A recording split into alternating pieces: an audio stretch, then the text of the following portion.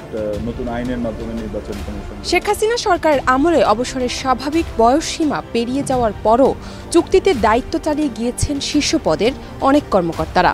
সরকার পতনের পর ইতিমধ্যে চাকরি খুঁজেছেন অনেকেই।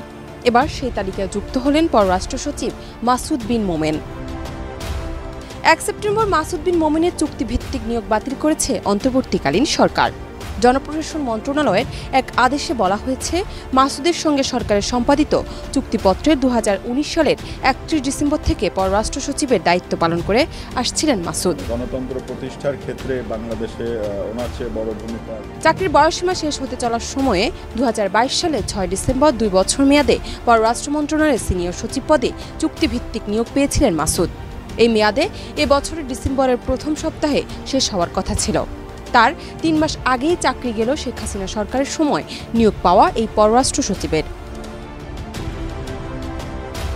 মাসুদ বিন মোমেন ঢাকা বিশ্ববিদ্যালয়ের অর্থনীতি পড়ার পর যুক্তরাষ্ট্রে আন্তর্জাতিক সম্পর্ক নিয়ে পড়েন। BCS 1985 ব্যাচের পররাষ্ট্র ক্যাডারের এই কর্মকর্তা জাপান ও ইতালিতে বাংলাদেশের রাষ্ট্রদূত ছিলেন। মানুষের মাথার ভিতরে ঢোকা তো সম্ভব না। এর আগে জাতিসংঘে বাংলাদেশের রাষ্ট্রদূত ও স্থানীয় প্রতিনিধি হিসেবে দায়িত্ব পালন শেষে দেশে ফিরে পররাষ্ট্র মন্ত্রণালয়ের সচিব হিসেবে ছিলেন তিনি। এরপর কয়েক ঘন্টার জন্য ভারপ্রাপ্ত পররাষ্ট্র সচিবের দায়িত্ব পালনের পর তাকে ওই পদেই রেখে দেয় সরকার। দীর্ঘ কর্মজীবনে তিনি ইসলামাবাদ, নয়াদিল্লি, কাঠমান্ডু মিশনেও বিভিন্ন পদে দায়িত্ব পালন করেছেন। জান্নাত নিপু, দেশ রূপান্তর।